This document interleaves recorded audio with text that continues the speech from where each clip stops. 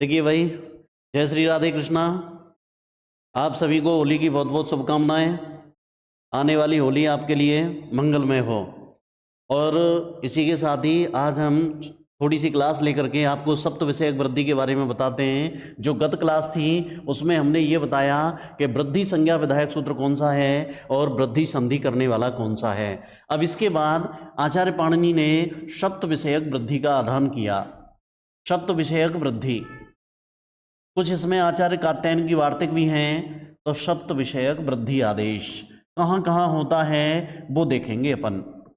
सप्त विषयक वृद्धि, पहला पहला सूत्र आया इसमें, और पहले सूत्र ने कहा, पहला सूत्र निकल के आया सप्त विषयक में, यानी 7 जगह पर वृद्धि कार्य होता है। यानी होने को कोई और संधि हो रही है, लेकिन उस जगह सूत्र विशेष या वार्तिक विशेष से उस जगह वृद्धि कार्य हो रहा है। और वो 7 सूत्र या वार्तिक कौन कौन से हैं तो वो देखेंगे। पहला आता है अक्षादुहिन्याम उपसंख्यानम। अक्षादुहिन्याम उपसंख्यानम। उपसंख्यानम ये क्या कहने लगा? अक्षादुहिन्याम उपसंख्यानम। देखो इस सूत्र को हम तोड़ेंगे, ये वाली वार्तिक को, तो कैसे तोड़ेंगे? अक्षात धन उहिन्याम, उहिन्याम, आगे चल करके आप ऐसे समझ लीजिए उपसंख्यानम। ठीक है ना? अक्षात शब्द में पंचमी है और उहिन्याम शब्द में सप्तमी है। ठीक है ना?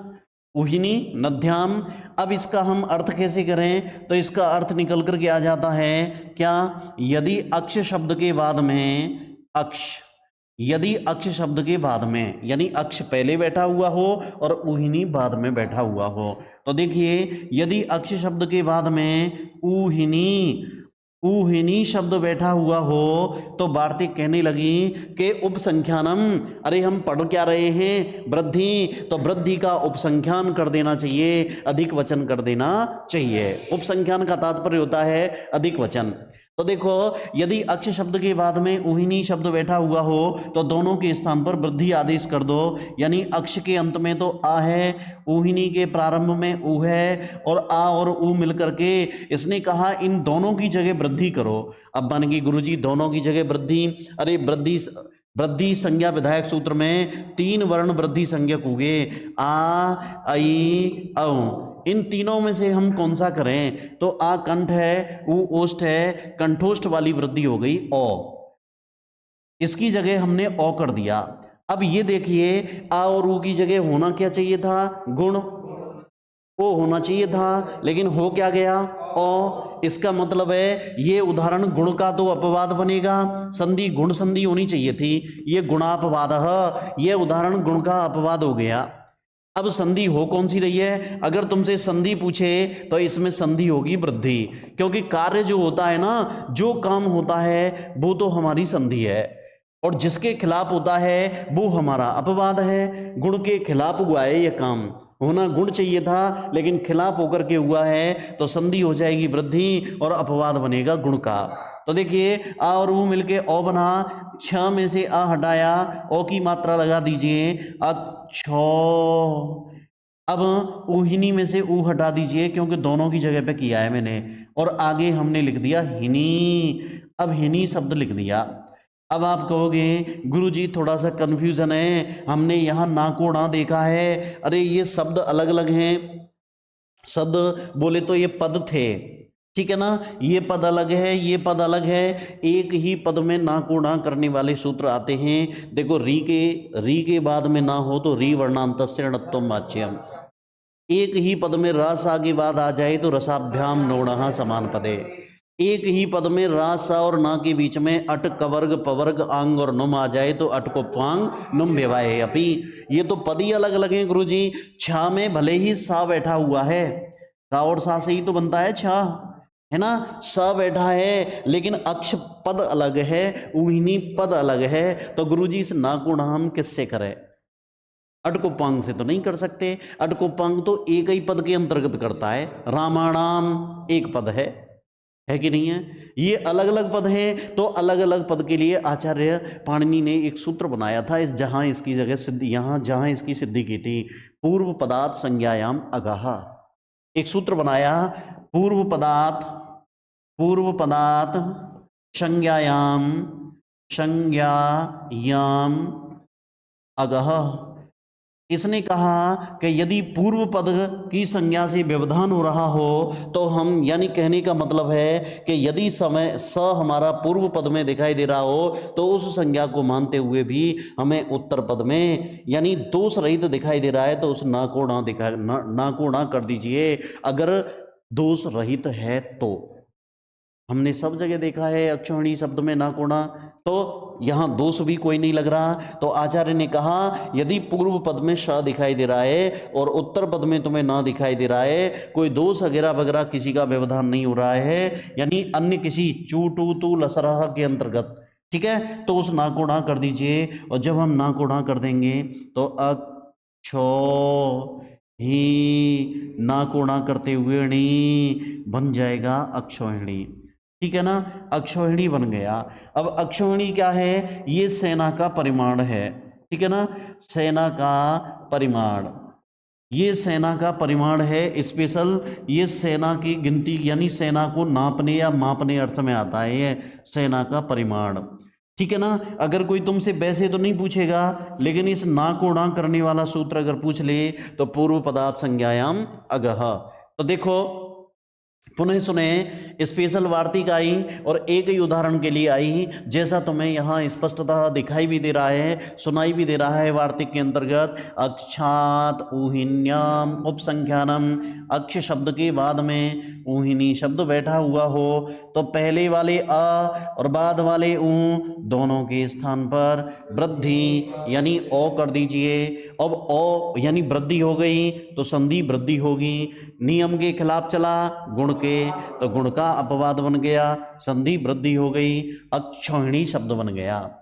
अगर कोई तुमसे कहे कि अक्षौहिणी शब्द के ना को ना करने वाला सूत्र है पूर्व पदार्थ संज्ञायाम अगह, यानी पूर्व पद को मानते हुए हमने उत्तर पद में ना को ना किया है। ऊहिनी शब्द में तो ऐसा कोई ना तो रा है ना सा है, लेकिन पूर्व पद को मानते हुए ही हमने इस ना को ना किया है और कर दिया। और अक्षौहिणी शब्द है सेना का परिमाण। इसमें लगभग 6 या 6.25 लाख जीवात्माएं आ जाती हैं, जिसमें देखो चतुरंगिनी सेना है ना, गज सेना, अश्व सेना, रथ सेना और पैद यानी सॉरी अश्व सेना, गज सेना, ठीक, रथ सेना और पैदल सेना, 4 तरह की सेना आती हैं। पीछे टोपा वाले तो भागते हैं, आक्रमण, भालो पीछे घुसेगो टोपा पे लग रहेगो, है ना। तो पैदल सेना भी आती है, पैदल के बाद अश्व सेना आती है, फिर रथ सेना आती है, गज सेना आती है। तो चारों चतुरंगिनी सेना का परिमाण एक अक्षौहिणी में लगभग 6 सवा 6 लाख जीवात्माएं हो जाती हैं।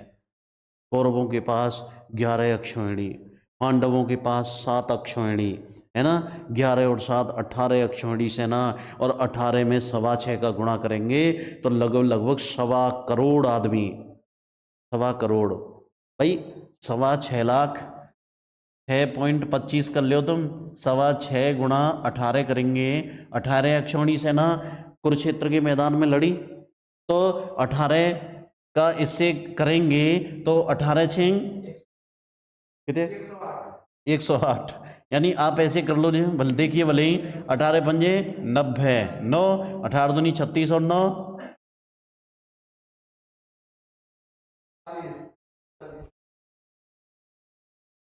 देखिए सुने, अब यहाँ पे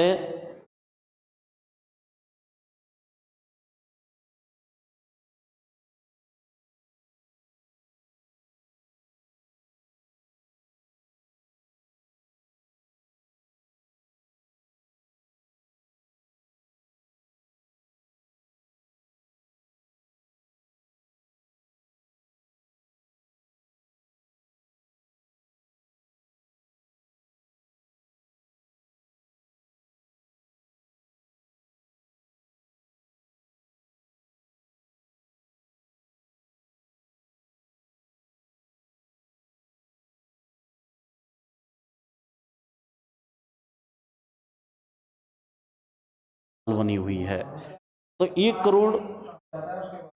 हम्म,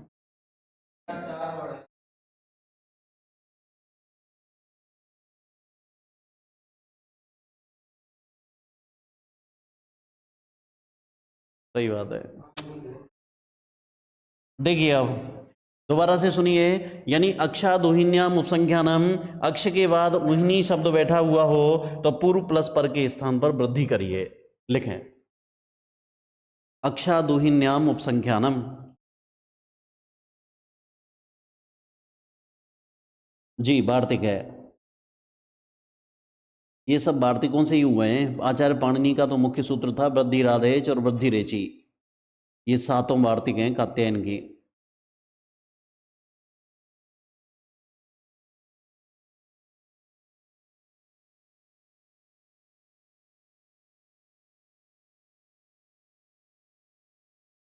यदि अक्ष शब्द के बाद में,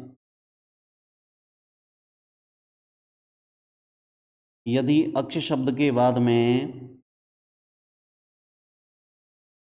ऊहिनी शब्द बैठा हुआ हो तो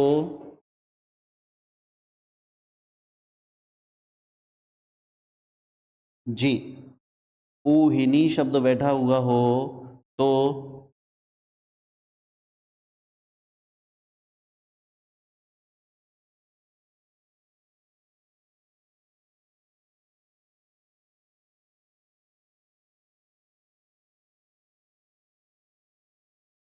पूर्व प्लस पर के स्थान पर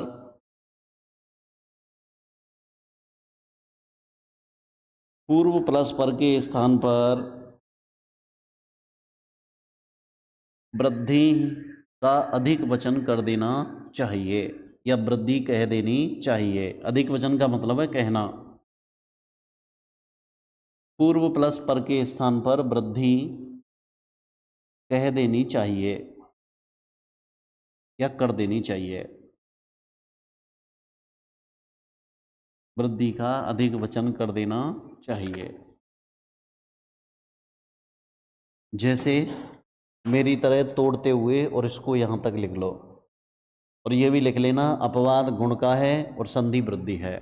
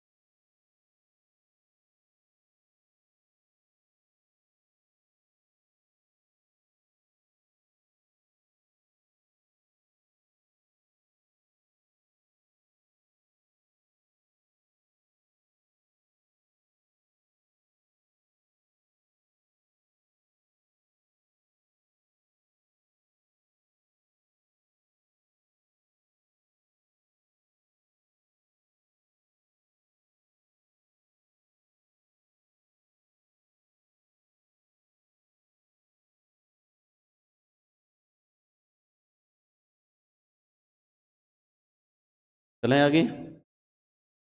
हाँ जी, यहाँ तक लिखना है बस।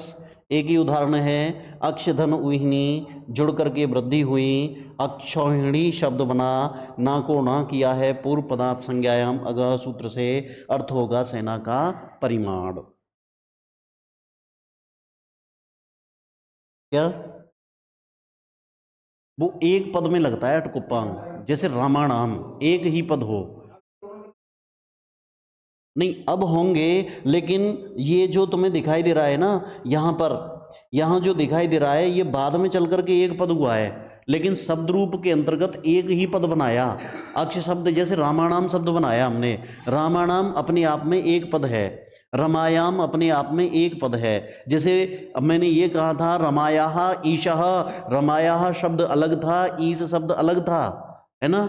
ऐसे ही रमायाः या रमायाम या रामाणाम इसके अंतर्गत होगा तो वो काम करेगा आटकोपांग। और ये अलग पद है और ये अलग पद है, इसमें कोई शर्त नहीं है रा और सा वाली, लेकिन इसको मानते हुए पूर्व पद होने की वजह से इसको यहाँ हमने, क्योंकि शब्द हमें ये बनाना है और बन ये रहा है, तो इसको ये बनाने के लिए सूत्र पूर्व पदार्थ संज्ञायाम अगहा।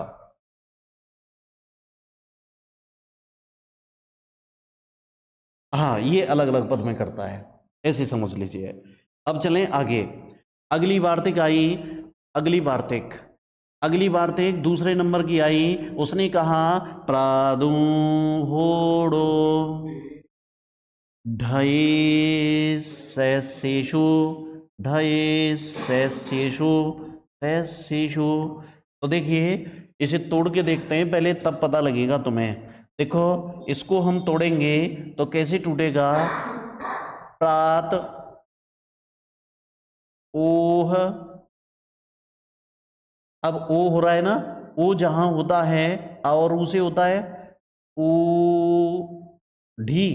देखो अब यहां ऊह, ऊढ़, पहले ऊढ़ करेंगे, फिर ओ हो रहा है ऊढ़ी, ठीक है ना, ऊढ़ी, क्योंकि या से पहले आधा है ना।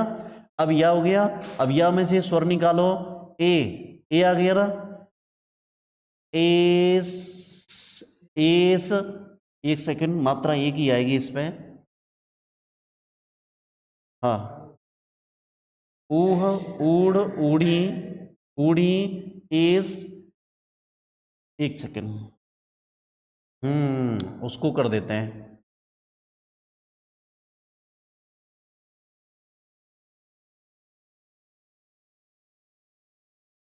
देखिए ऊह, ऊढ़ी, प्रादु, होड़ो, ढये, से, शेर, एक सेकंड, एक सेकंड, एक सेकंड।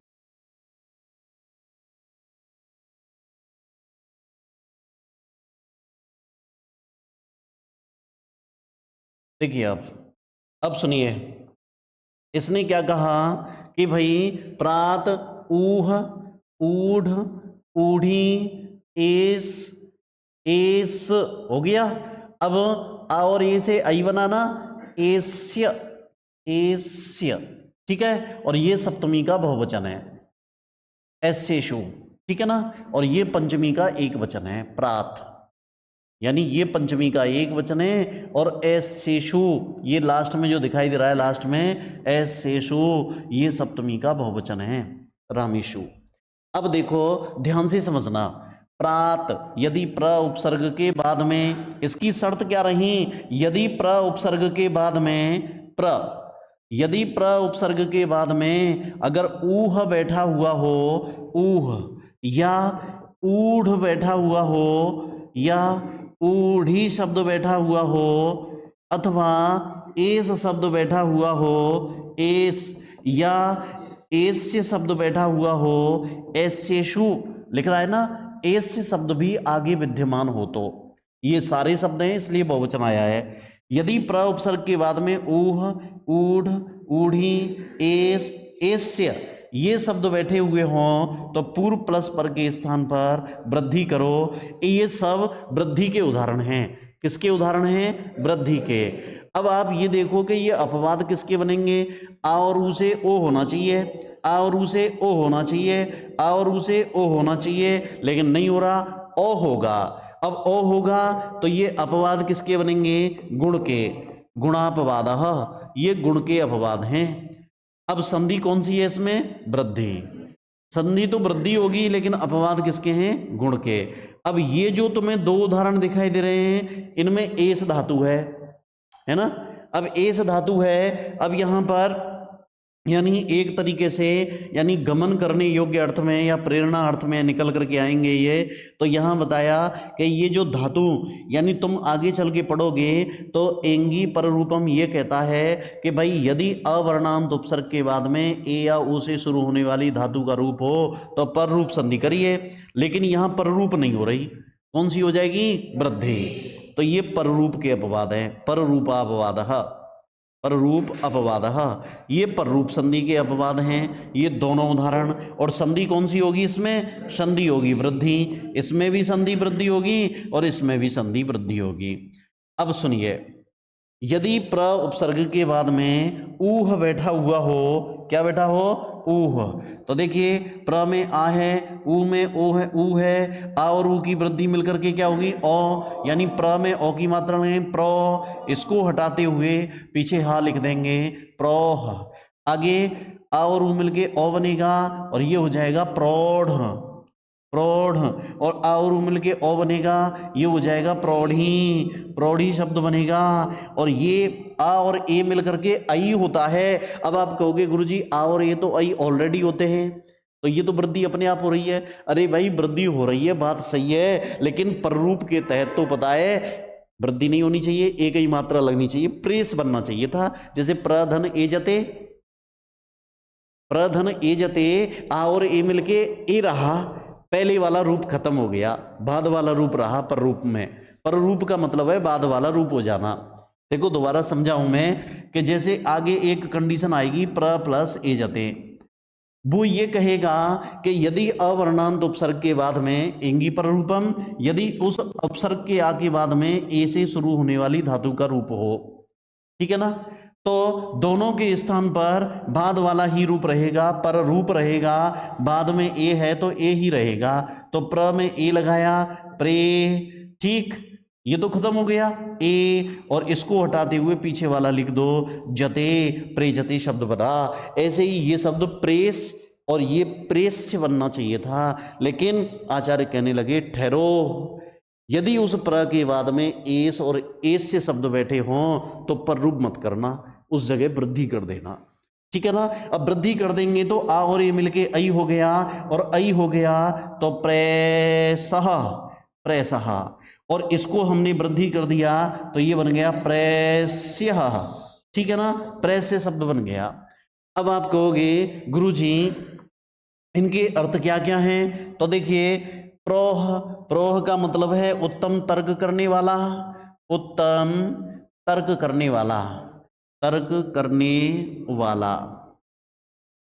और अब कहोगे प्रौढ़ शब्द का मतलब क्या होता है, तुमने पढ़ा होगा प्रौढ़ पुरुष या प्रौढ़ा महिला, तो प्रौढ़ का मतलब है अधेड़, अधेड़ कहते हैं आधी उम्र का, हाँ आधी उम्र का। और आधी उम्र तुम्हें पता ही है कि पहले तो 100 वर्ष मान करके चलते थे, ठीक है ना, तो उसकी आधी उम्र 50 हो जाती थी, 50 साल के व्यक्ति को प्रौढ़ कहा जाता था। लेकिन अब 100 तक कोई नहीं पहुंच रहा, 80, 70, तो 35 से 40 साल के व्यक्ति को प्रौढ़ कहने लग गए अब, है ना, कि जो आदमी 35 के आसपास पहुंच गया तो उनके प्रौढ़ पुरुष है भैया, अद्धा पे पहुंच गो, है ना, अद्धा क्रॉस कर लियो, अभी तैयारी में, है ना, प्र प्लस उड़ी, ठीक है ना, आ और ऊ मिलके ओ हो गया, और प्रौढ़ी, प्रौढ़ी शब्द होता है सेखी मारने वाला, सेखी मारने वाला, शेखी मारने वाला, ठीक ना, प्रौढ़ी नहीं, प्रौढ़ी यानी प्रौढ़ी है, सेखी मारने वाला हो गया। अगर हम इसको स्त्रीलिंग में बदलेंगे ना तो घीस लगा करके फिर बड़ी कर देंगे, हाँ। देखो अब प्रेसह, प्रेस शब्द का मतलब क्या होता है कि प्रेसह, अरे प्रेरणा, प्रेरणा अर्थ में निकल करके आया, एस यहां धातु रूप है, इस वजह से पररूप संधि का अपवाद बनाया ही है, ठीक है, ये होगा प्रेरणा। और प्रेस्य यहां पर जो या लगा है वो चाहिए अर्थ में प्रेरणा योग्य, प्रेरणा के योग्य, ठीक है ना, योग्य। तो अब आप ये देखिए आचार्य कहने लगे कि आपको ध्यान रखना है कि प्र उपसर्ग के बाद में इन 5 शब्दों में से कौन कौन से, ओह, ओढ़, ओढ़ी, एस, एस्य, ये शब्द बैठे हुए हों तो पूर्व प्लस पर के स्थान पर वृद्धि करिए। ये तीनों के तीनों उदाहरण तो गुण के अपवाद हैं, एस और एस से पर रूप के अपवाद हैं, ठीक है ना। तो लिखे प्रादु होड़ो ढय शेषो, प्रादु होड़ो ढय शेषो,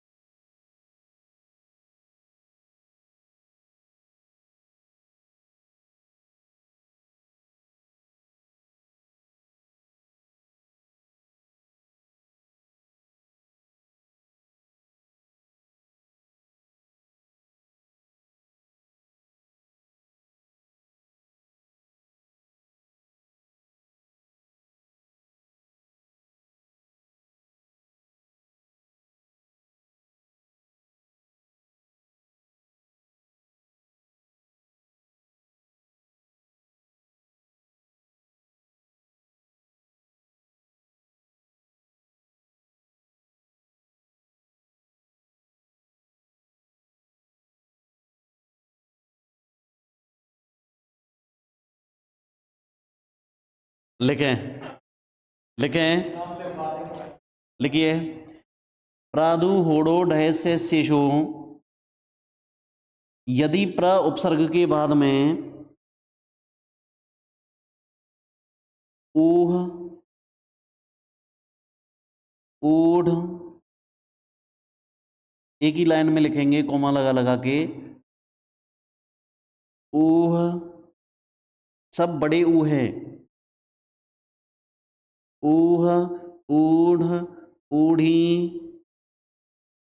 एस, एस्य, एक ही लाइन में लिख दो।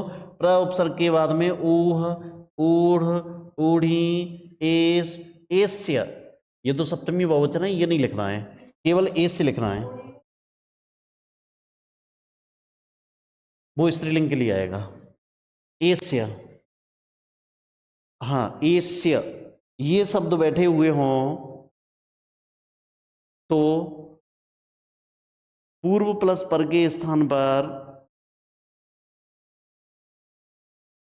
पूर्व प्लस पर के स्थान पर वृद्धि कह देनी चाहिए।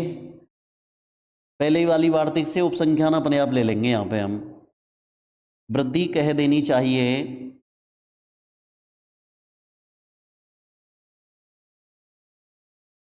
नोट डालें।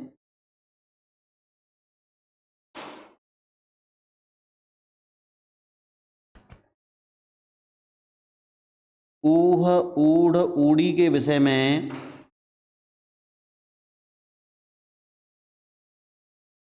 ऊह, ऊढ़, ऊढ़ी के विषय में यह सूत्र गुण का अपवाद है।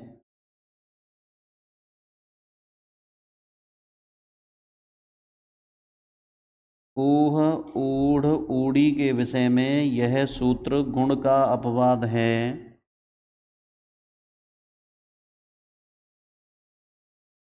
दूसरा बिंदु, एस एवं एस्य के विषय में,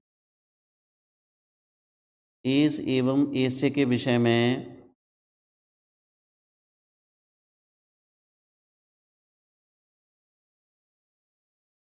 यह सूत्र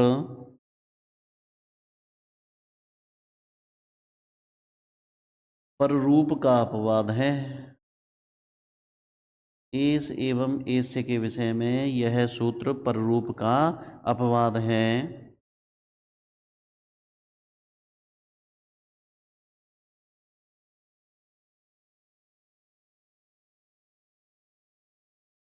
ठीक है, संधि पांचों उदाहरणों में वृद्धि होगी, लेकिन तीन उदाहरण ऊह, ऊढ़, ऊड़ी वाले तो गुण के अपवाद हैं, एस एस्य वाले पररूप के अपवाद हैं। इनको लिख लीजिए आप।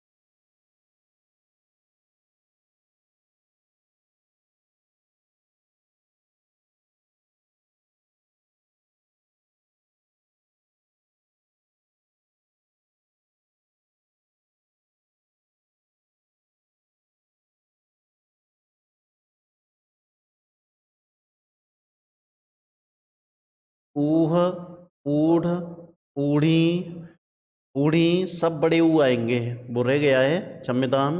देखिए ऊह, ऊढ़, ऊढ़ी, एस, एस्य, ये बैठे हों तो उदाहरण सम्मित हो जाएगी वृद्धि। ऊह, ऊढ़, ऊढ़ी गुण के अपवाद हैं, एस, एस्य पर रूप के अपवाद हैं, लेकिन संधि सब में वृद्धि होगी। पर रूप संधि आगे चल के जब हम पढ़ेंगे ना तो पता लगेगा कि वो ये कहता है उपसर्ग के बाद धातु रूप बैठा हुआ हो या धातु से बना हुआ शब्द बैठा हो तो भाई वहां पर पररूप संधि होती है।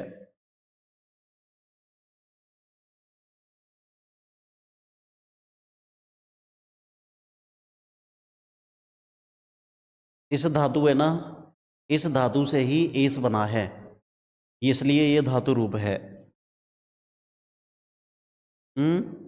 किसमें? हाँ, ऊड शब्द में कत होगा, है ना, वह धातु है, वह के वाह का संप्रसारण हो जाएगा।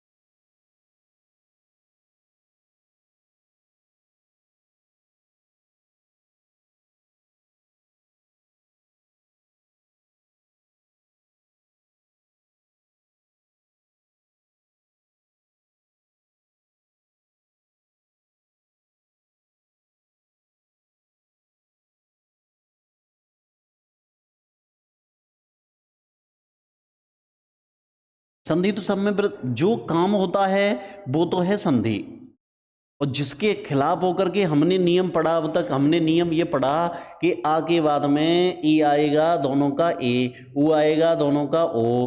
अब देखो आ और ऊ ओ होने चाहिए थे, हमने गुण संधि के तहत पढ़े आध गुण सूत्र से, लेकिन यहां तो गुरुजी ओ हो रहा है, ओ हो रहा है, तो संधि तो भैया वृद्धि होगी, और जिसके खिलाफ चल करके काम हुआ है उसका अपवाद बनेगा। अब ये गुण के खिलाफ काम हुआ है तो गुण के दो अपवाद हैं, तीनों उदाहरण, संधि सब में वृद्धि होगी।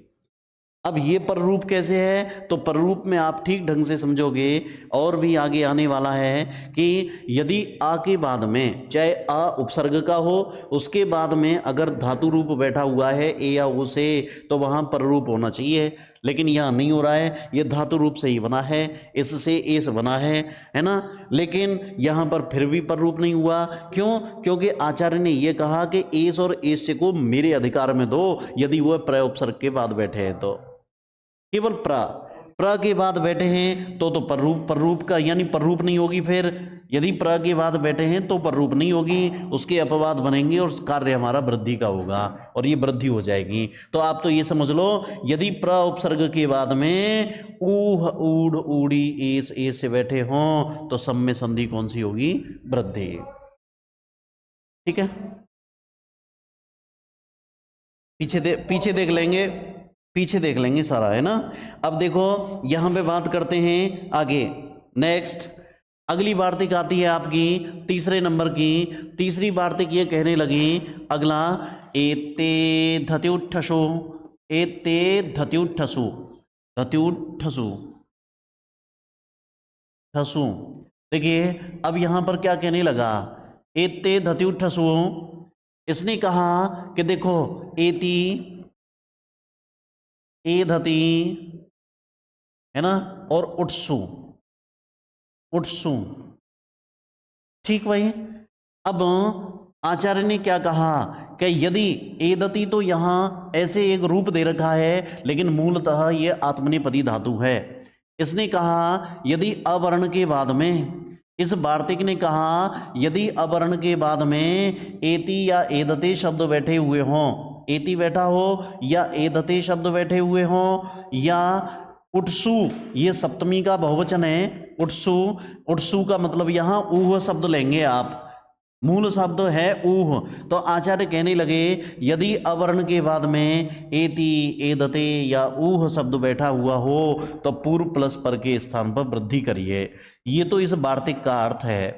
अब बन गई कैसे गुरुजी? देखो उदाहरण के लिए देखते हैं। तो आचार्य ने कहा कि जैसे उप प्लस एति, अब इस जगह देखें उपधन एति, अब आगे जैसे उप प्लस एदते, एदते, एधते, उप प्लस एदते आत्मनेपदी है इसलिए एधते लगाया है। प्र प्लस एति, भार प्लस ऊह, भार धन ऊह, पृष्ठ धन ऊह, पृष्ठ प्लस ऊह, है ना। आगे और कहें हम पृष्ठ प्लस ऊह, और देखिए विश्व प्लस ऊह, विश्वधन ऊह। अब देखिए भाई, उप प्लस एति, उप उप में क्या है अ, एति में क्या है ए। नियम से हमारी वृद्धि हो ही रही है, हो रही है, लेकिन वृद्धि संधि किस सूत्र का अपवाद है आगे चल के पढ़ाएंगे हम कि वृद्धि संधि है ना, वृद्धि संधि पे से अधिकार छीन लिए थे। किसने छीने थे? ये छीने थे एंगी पररूपम ने। एंगी पररूपम, पररूपम एक सूत्र आएगा आगे चल के, अभी हमने पढ़ी नहीं है। वो ये कहता है कि अवर्ण के बाद, अवर्ण हालांकि उपसर्ग का होता है उसमें, लेकिन इस उसने कहता तो वो ये है ना, यदि अवर्ण के बाद ए या ओ से शुरू होने वाली धातु का रूप बैठा हुआ हो, क्या बैठा हो? धातु रूप बैठा हुआ हो, तो पूर्व प्लस पर के स्थान पर पररूप करो। ये पररूप संधि ने कहा, ये पररूप का उदाहरण है, लेकिन पररूप ये उदाहरण उपैति जो उदाहरण है वो पररूप का, यानी होनी पररूप संधि चाहिए थी लेकिन नहीं हो रही, तो अपवाद तो हो गया पररूप का। ये पररूप का तो पररूप, एक सेकेंड, पररूप का तो ये अपवाद बन गया और संधि इसमें वृद्धि होगी। ये पररूप का अपवाद है। अपवाद किसका है? पररूप का, ठीक है ना। अरे इसमें पररूप होनी चाहिए थी, लेकिन आचार्य ने क्या कहा? देखो आचार्य ने क्या कहा, आचार्य ने ये कहा कि यदि अवर्ण के बाद में स्पेशल एति इस ये धातु रूप दे रखा हो तो आ और ये दोनों के स्थान पर आई करना, वृद्धि कर देना। और वृद्धि कर देंगे तो पा में से आ हटाया, आई की मात्रा लगाएंगे उपै, ठीक है, इसको हटाते हुए ती, उपैती, ठीक है ना। अब प्र देखिए ऐसे ही प्रधन एति, यहां पर आ है, यहां धातु रूप का ए है, होनी पर रूप चाहिए थी लेकिन रुक गई, और रुकने के बाद इसने कहा यदि एति या एधते शब्द बैठे हुए हों आ के बाद में तो संधि वृद्धि करना, पर रूप मत करके आ जाना। भले ही वो एति और एधते धातु रूप है, तो यहां पर हमने आई किया और बन गया प्रैति, ठीक है ना। अब देखो आगे उदाहरण देंगे, यदि अवर्ण के बाद में एदते यह धातु भी दे रखी हो तो एते धत्युठसु, स्पेशल ये तीन धातुओं से बना हुआ शब्द आ गया, ठीक भाई। ये तो दो धातुएं हो गई, ये शब्द हो गया। अब यहां उपधन एदते प में आ है और एदते ये भले ही एंगी पर रूपम सूत्र के अंतर्गत अधिकार में आया, लेकिन उससे छीन लिया कि यदि वो ए वाला जो रूप है यदि वह एदते दिखाई दे रहा है तुम्हें, तो भैया दोनों की जगह वृद्धि करना, और हमने वृद्धि कर दी आई और बन गया ओ पैधते, ठीक है। आगे भार प्लस ऊह, यहां भार शब्द में आ है, ऊह शब्द में ऊ दिखाई दे रहा है, और वो जो ऊ दिखाई दे रहा है वो भैया ऊह शब्द का है, ऐसा वैसा नहीं है, ऊह शब्द का दिखाई दे रहा है। तो उस अवर्ण के बाद में ऊह का ऊ मिल करके होनी तो यहां गुण संधि चाहिए थी लेकिन नहीं हुई। इस सूत्र ने कहा यदि अवर्ण के बाद में एति एदते है ना, एदते धातु रूप है, एदते या ऊह शब्द दिखाई दे रहा हो तो दोनों के स्थान पर वृद्धि करिए, आ और ऊ की वृद्धि हो जाएगी ओ, और बनेगा भारोह। भार में ओ की मात्रा लगाएंगे भारो, इसको हटाते हुए हा जोड़ दो भारोह।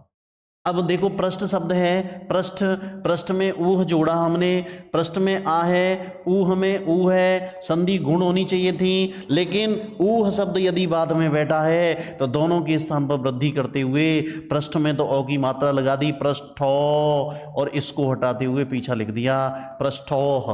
पृष्ठोह पता है किसे कहते हैं? पृष्ठोह ऐसा बैल या ऐसा बछड़ा, गाय का बछड़ा जिसको नियंत्रित करने के लिए उसके गले में खूंटा लटका दिया गया हो।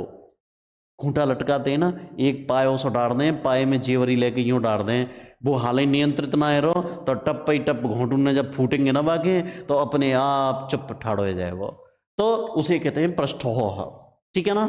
अब विश्व प्लस ऊह, अब यहां बात करें तो यहां भी आ दिखाई दे रहा है, यहां ऊ दिखाई दे रहा है, होनी तो गुण संधि चाहिए थी कि आ और ऊ में गुण होना चाहिए था, लेकिन आचार्य ने कहा कि आ के बाद में ऊह शब्द हो। स्पेशली तो तीन दिखाई दे रहे हैं तुम्हें, एति दिखाई दे रहा हो या एदते दिखाई दे रहा हो या ऊह दिखाई दे रहा हो, आ के बाद में तो संधि वृद्धि करो, बात क्लियर। तीन चीज ध्यान रखनी है, एति, एदते, ऊह। अवर्ण के बाद विद्यमान हो तो संधि वृद्धि होगी। एति और एदते के विषय में तो पररूप का अपवाद है और ऊह के विषय में गुण का अपवाद है। ठीक है ना। अब देखो, आ और ऊ मिलकर के ओ होने चाहिए थे लेकिन नहीं हुए, और इस नियम से इत्ते धतु ठसु, इस वार्तिक ने ये कह दिया कि इन दोनों की जगह पे ओ करिए। ओ करेंगे तो विश्व में ओ की मात्रा लगाइए, विश्व। भाई आ हटाइए और ओ की मात्रा लगाएंगे तो विश्व, इसको हटाते हुए पीछे वाला हा जोड़ दीजिए, विश्व। ठीक है ना।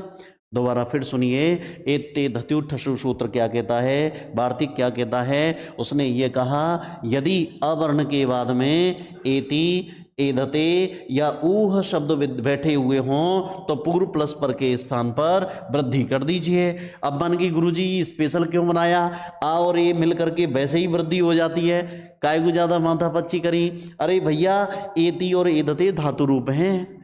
आगे हम संधि पढ़ने वाले हैं कि आवरण के बाद में धातु रूप का ए या ओ बैठा हो तो पर रूप संधि करिए, वहां समस्या आएगी फिर तुमको। इसलिए दो धातु छीन ली हमने, किस पे से, एंगी पर रूपम पे से। तो अगर कोई तुमसे पूछे एते धतु ठसु सूत्र अपवाद है किसका, एंगी पर रूपम का। एंगी पर रूपम का किसका अपवाद है, एंगी पर रूपम का। आगे चल के लिखा दूंगा मैं। तो देखिए, उपधन एदते, उपैधते, प्र प्लस एति, प्रैति, उपधन एति, उपैति। अब बात करें कि ऊह के उदाहरण, पृष्ठधन ऊह, पृष्ठो, विश्वधन ऊह, विश्व, भारधन ऊह, भारो। लिखिए अगला, तीसरा, तीसरी वार्तिक। हाँ बोलता हूं दोबारा। हम्म हम्म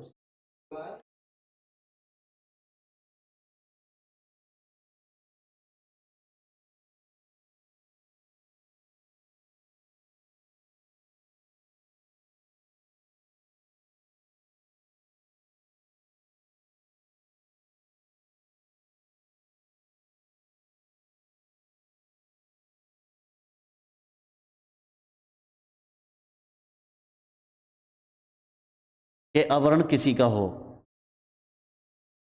अच्छा लास्ट,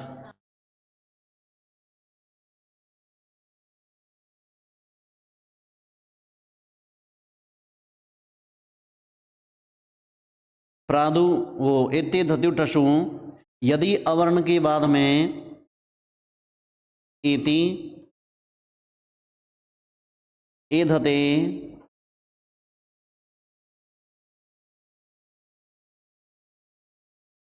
या ऊह,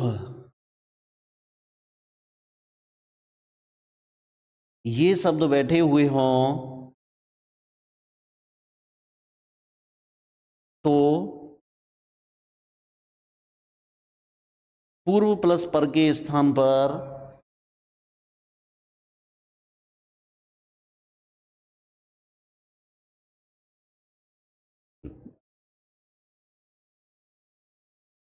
वृद्धि हो जाती है। पूर्व प्लस पर के स्थान पर वृद्धि हो जाती है, वृद्धि हो जाती है।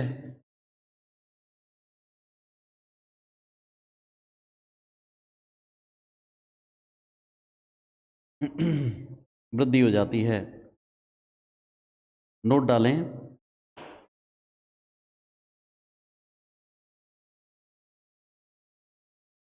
लिखें, एंगी पररूपम सूत्र, एंगी पररूपम। थोड़ा सा इस विषय में, एंगी पररूपम, ये वाला सूत्र लिखना। इसके बाद जस्ट बाद में ही संधि कराएंगे, बिल्कुल क्लियर कर देंगे फिर। लिखें, एंगी पररूपम सूत्र वृद्धि रेची सूत्र का अपवाद है, वृद्धि रेची सूत्र का अपवाद है।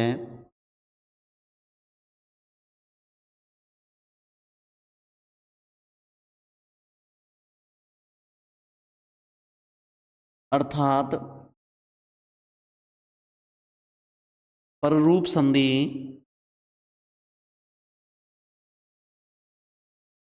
वृद्धि का अपवाद होती है।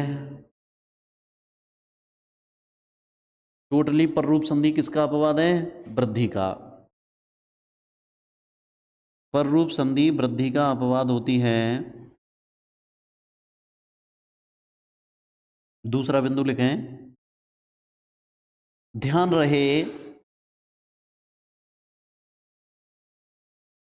ध्यान रहे, एति एवं एधते के विषय में, एति एवं एधते के विषय में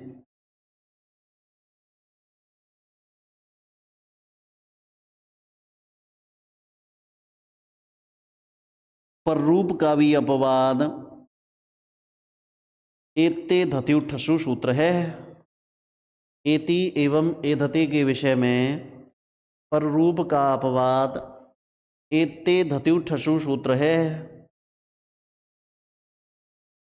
अब देखो थोड़ी क्लिष्ट बात हो गई है, इसको समझाते हैं पहले, तब बात बढ़ाएंगे हम। और ये सारी बातें आपको द्वितीय श्रेणी या प्रथम श्रेणी के संस्कृत की तैयारी करने वाले विद्यार्थियों को विशेषतः समझ लेनी चाहिए। देखो समझिए पहले, देखो गुण संधि ने तो ये कहा था, गुण संधि आद गुणः सूत्र, आद गुणः सूत्र का अपवाद सूत्र, ये जो मैं लिखूंगा तुम्हारे लिए यहाँ पे अपवाद सूत्र, ये अपवाद सूत्र लिखूंगा, आगे की तरफ जो लिखूंगा मैं अपवाद सूत्र, ठीक है ना। अगर कोई तुमसे ये कहे कि आद गुणः सूत्र का अपवाद सूत्र कौन सा है, तो उत्तर आएगा वृद्धि रेचि। मैंने लिखाया था कि आद गुणः सूत्र यह कहता है कि अवर्ण के बाद में अच बैठे हों तो दोनों की जगह पे गीतांजलि कौन सी संधि करेंगे? गुण संधि, है ना। अवर्ण के बाद में अच बैठे हुए हों, आ के बाद में अच बैठे हों तो दोनों की जगह पे हम गुण संधि करेंगे। बन गई गुरुजी, ऐसे कैसे सिस्टम बैठे हो, अवर्ण के बाद कोई अच हो तो हम गुण संधि कर देंगे। बन गई, अरे भाई कोई हो ऐसा नहीं कर सकते, लेकिन हमें अब निकालना पड़ेगा कि अवर्ण के बाद अवर्ण हो तो संधि आपकी दीर्घ होगी। अकह सवर्णे दीर्घः। यदि अवर्ण के बाद में एच बैठे हो तो वृद्धि रेचि सूत्र आ जाएगा। अब अवर्ण के बाद में 4 अक्षर होंगे तो ही गुण संधि होगी। तो गुण पे से अधिकार छीने किसने? वृद्धि रेचि ने। तो वृद्धि रेचि क्या बन गया? अपवाद। अपवाद बनी कि नहीं? इस सूत्र की पूरी संधि, पूरी की पूरी वृद्धि संधि किसका अपवाद है? गुण का अपवाद। तो आद गुण, ये संधि हो गई गुण, तो गुण का अपवाद कौन सी संधि हो गई? वृद्धि। ठीक है ना, यहां तक समझ में आया। अब लिखते हैं हम सेकंड स्टेप के, अगला हमने अब तक ये पढ़ा कि वृद्धि रेचि सूत्र यानी वृद्धि संधि हम पढ़ चुके हैं। तो बन गई गुरुजी ये संधि हमारी वृद्धि है, और वृद्धि संधि का अपवाद सूत्र, वृद्धि संधि ये कहती है, मैं तुम्हें नियम बताऊं कि आ के बाद में ए ऐ ओ औ बैठे हुए हों तो पूर्व प्लस पर के स्थान पर वृद्धि करो। अर्थात आ के बाद में ए ऐ हो तो दोनों का ऐ करें, ओ औ हो तो दोनों का औ करें। यही तो कहती है वृद्धि संधि। लेकिन इस पे से कुछ अधिकार छीन लिए किसने? एंगी पररूपम ने। पररूप संधि ये कहती है कि यदि पररूप संधि है ये, और पररूप संधि का नियम ये कहता है कि यदि आ के बाद में अवर्ण, अवर्ण यहां उपसर्ग का होगा, यदि अवर्ण के बाद में ए या ओ से शुरू होने वाली धातु का रूप बैठा हो, धातु रूप, ठीक है ना, धातु रूप बैठा हो तो दोनों के स्थान पर केवल बाद वाला ही रूप रहेगा, जिसे प्रधन एजते। प्र उपसर्ग है, इसके उदाहरण के तौर पे हम कहें प्रधन एजते। अब भाई नियम तो यह कहता है कि आ के बाद में ए दिखाई दे जाए तो आ और ए की जगह पे वृद्धि कर दीजिए। बनना प्रजते चाहिए था, प्रजते, लेकिन इस संधि ने इस वृद्धि पे से छीन लिया। क्या छीन लिया? कि अवर्णांत उपसर्ग हो और धातु का ए हो या ओ हो तो दोनों की जगह पे बाद वाला ही रहेगा। तो बाद में ए है तो ए रहेगा, इसको हटाओ और पीछे है जते, प्रेजते। प्रेजते उदाहरण पररूप संधि का है। तो वृद्धि संधि का, वृद्धि संधि पे से कुछ अधिकार किसने छीने? पररूप संधि ने। अब प्रेजते बन गया। अब तीसरा स्टेप आया कि गुरुजी एंगी पररूपम ने हमारी समझ में आ गया कि एंगी पररूपम ये कहता है कि बाद में ए या ओ से शुरू होने वाली एंग एओंग ए या ओ से शुरू होने वाली धातु का रूप बैठा हो अवर्ण के बाद में तो पररूप संधि कर दीजिए। लेकिन गुरुजी एते धत्युठसु सूत्र भी हमने पढ़ा है, जो अभी अभी आपने पढ़ाया है, एते धत्युठसु धत्युठसु, ये सूत्र कहने लगा कि यदि अवर्ण के बाद में एति और एधते ये दो धातु रूप बैठी हुई हों तो वृद्धि ही करो, पररूप मत करो। तो पररूप पे से भी किसने छीने? एते धत्युठसु सूत्र ने। तो ये वृद्धि संधि का है। ये किसका है? वृद्धि संधि की वार्तिक है। तो आपको पेपर में ऐसे पूछेगा, मामला डिसमिस है थोड़ा सा। आद गुण का अपवाद सूत्र है वृद्धि रेची, वृद्धि रेची का अपवाद सूत्र है एंगी पररूपम, एंगी पररूपम का अपवाद सूत्र है एत्ते धत्युठसु। बहुत महत्वपूर्ण बात है, ठीक है ना, सिलेक्शन लाइक बात है इनकी। इसको देखो, मैंने ये करा दिया, ये करा दिया और ये करा दिया। एंगी पररूपम है, उसे आगे आने वाले नियम में पढ़ेंगे, लेकिन फिलहाल ये बहुत महत्वपूर्ण बात है। आद गुण का अपवाद सूत्र वृद्धि रेची, वृद्धि रेची का अपवाद सूत्र एंगी पररूपम, एंगी पररूपम का अपवाद सूत्र एत्ते धत्युठसु। किसके विषय में? केवल एति एधते और ऊह के विषय में। किसके विषय में? ऊह के विषय में। और ऊह से बना हुआ उदाहरण गुण का अपवाद है और एति और एदते से बना हुआ उदाहरण पररूप का अपवाद है। आया ना कुछ समझ में? ठीक है, उतार लीजिए इसको।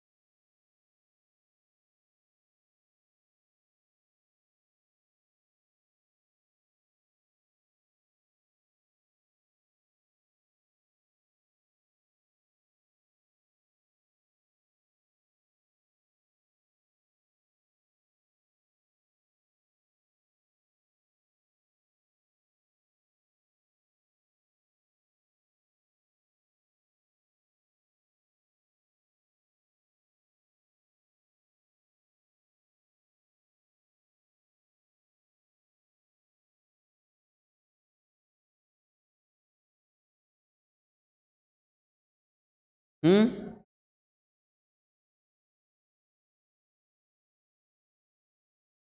पूरी की पूरी वृद्धि संधि ही गुण का अपवाद है।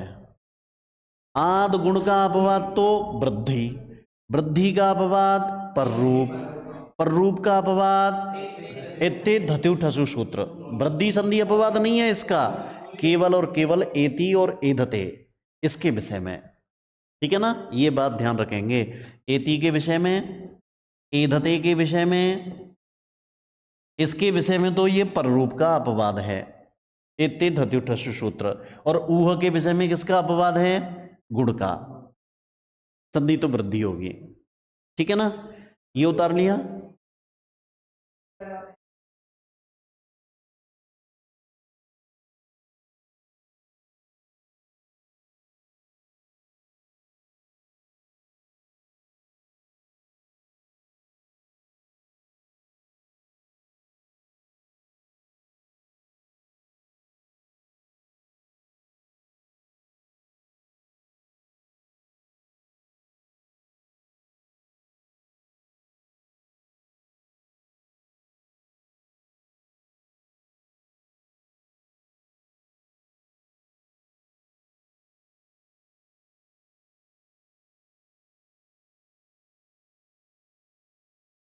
पररूपम है एंगी पररूपम, और एंगी पररूपम का अपवाद कौन सा है? एते धत्युठसु। ठीक है ना, समझ के देखो। चलो वापस, अब दोबारा से सुनिए। ये सब हमने समझ लिया कि आदगुण का अपवाद है आपका वृद्धि रेचि, वृद्धि रेचि का अपवाद बनेगा एंगी पररूपम, एंगी पररूपम का अपवाद बनेगा एते धत्युठसु। ठीक भाई, अब एते धत्युठसु पढ़ रहे हैं हम, तो ये तो आप समझ गए होंगे ये किसका अपवाद सूत्र है? एंगी पररूपम का। और किसके विषय में? एति और एदते के विषय में। ठीक है ना। और उठसु यानी ऊह के विषय में तो ये गुण का ही अपवाद है, ध्यान रखना। ऊह के विषय में गुण का अपवाद, एति और एदते के विषय में पररूप का अपवाद। ठीक है ना, यही बातें समझनी है आपको, सिलेक्शन हो जाएगा। अब उदाहरण के लिए देखो, अब उदाहरण के लिए देखते हैं।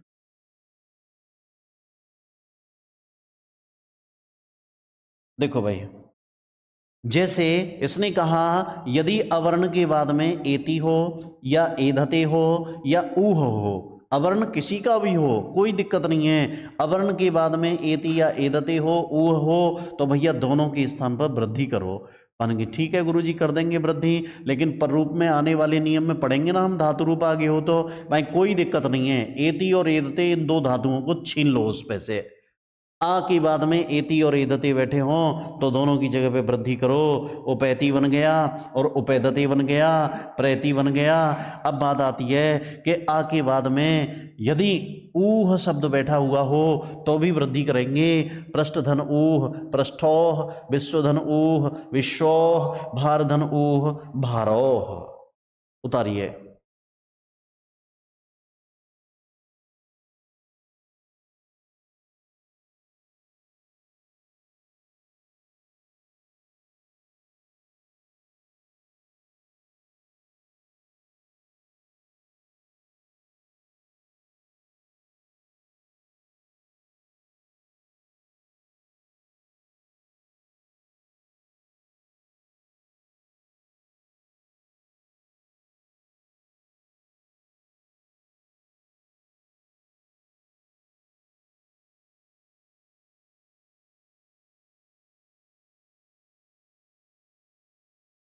दो एक उदाहरण आपके मूल्यांकन के लिए दूंगा, जैसे अभ्युपैति, समयधते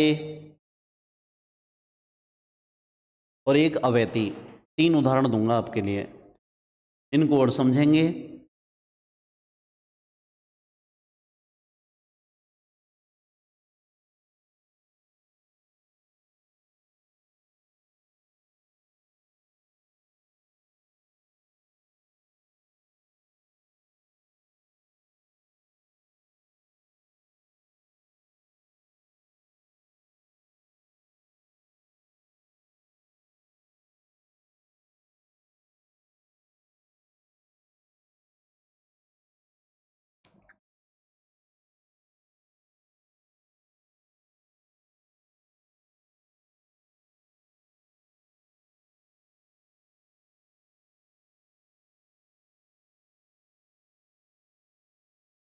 जी, आ के बाद में चाहे वो उपसर्ग का हो या नहीं हो, एति और एधते बैठे हों तो वृद्धि ही करनी है। ठीक है ना। जैसे जैसे अब यहाँ पर बात करें कि जैसे उदाहरण के लिए देखो, और कहें इन्होंने ये कहा कि जैसे अभी इन्होंने कहा प्र प्लस एदते भी बना सकते हैं, हाँ कोई दिक्कत नहीं है, अवर्ण के बाद एति या एदते बैठे हों तो स्पेशल दो उदाहरण एति और एदते वाले, चाहे अवर्ण कोई सा हो आप उस जगह वृद्धि ही करेंगे। प्र में आ है, ए में प्र का तो आ है, एधते का ए है, दोनों के स्थान पर आई करेंगे। ठीक है ना। अब यानी पर रूप से अलग हट करके और जोड़ेंगे तो प्र में आई की मात्रा लगेंगे प्रे, इसको हटाते हुए धते, प्रेधते। ठीक है ना, ये बनेगा प्रेधते।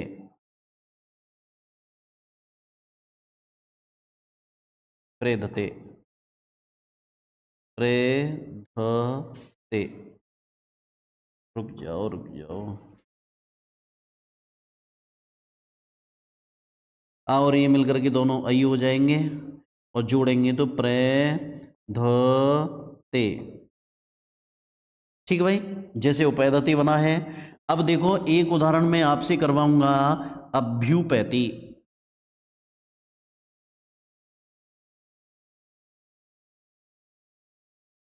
पास जाता है और समेधते समान रूप से बढ़ता है, समेधते।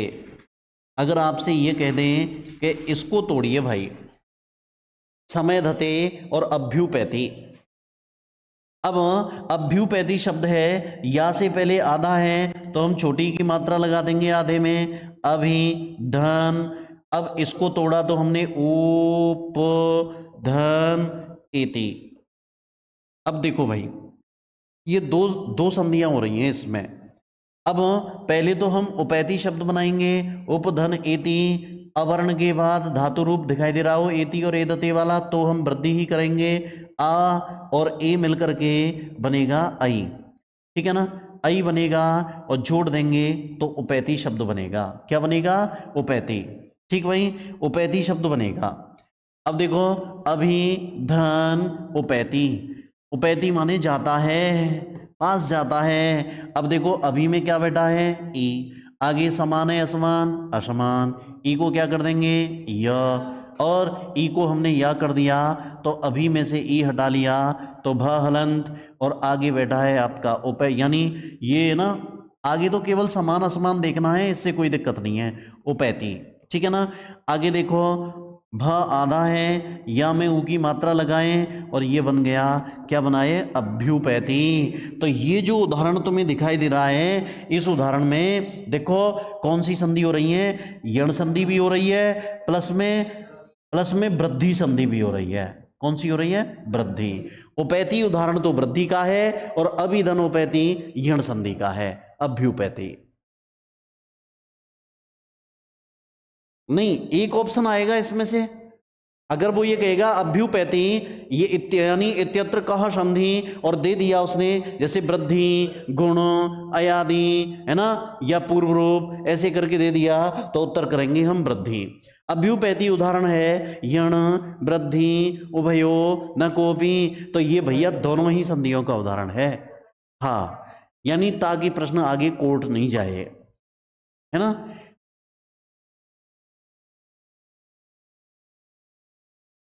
हाँ, ये भी पूछ सकता है। दो उपसर्ग हैं, अभी और उप, दो उपसर्ग हैं इसमें। अब देखो समय धते। अब समय धते शब्द है, यहां सम जो दिखाई दे रहा है वो उपसर्ग नहीं है। सम माने समान। ठीक है ना। अब देखो यहां सम 22 के अंतर्गत नहीं आता ये। अब देखो सम, अब सम प्लस एधते। अब आचार्य ने ये कहा, अब बात आई थी ना, अभी आप कह रहे थे कि गुरुजी क्या ये उपसर्ग के आगे बाद ही आएगा एति और एदते? ना भैया, ये किसी के भी बाद आ सकता है। ठीक भाई, तो देखो सम प्लस एदते हमें तो केवल आ चाहिए। यदि अवर्ण के बाद में एति या एदते बैठे हों तो दोनों की जगह वृद्धि करेंगे और सम माँ में आई की मात्रा लगाएंगे, समय धते, समय धते। अर्थ हो जाएगा इसका समान रूप से बढ़ता है, समान रूप से बढ़ता है, से बढ़ता है, वृद्धि को प्राप्त करता है। ठीक है ना, समान रूप से बढ़ता है। और इसका अर्थ हो जाएगा यानी प्रेधते, यानी बढ़ता है, वृद्धि को प्राप्त करता है। अभ्युपैति पास जाता है, एति धातु है यहां जाने अर्थ में आई है, पास जाता है। तो कुल मिला के बात यह है, आप तो इतना समझिए बालकों कि एते धत्युठ सूत्र यह कहता है कि अवर्ण के बाद में यदि एति, एधते या ऊह बैठा हुआ हो तो भैया इन तीन के विषय में वृद्धि संधि होती है। एति और एधते इस विषय में तो पर रूप का अपवाद होगा, ऊह इस विषय में गुण का अपवाद होगा। इस बात को यहां ठीक ढंग से देख लो, कोई दिक्कत? इसी के साथ ही आज की क्लास समाप्त हुई। जय श्री कृष्णा। आप सबके लिए होली की बहुत बहुत शुभकामनाएं।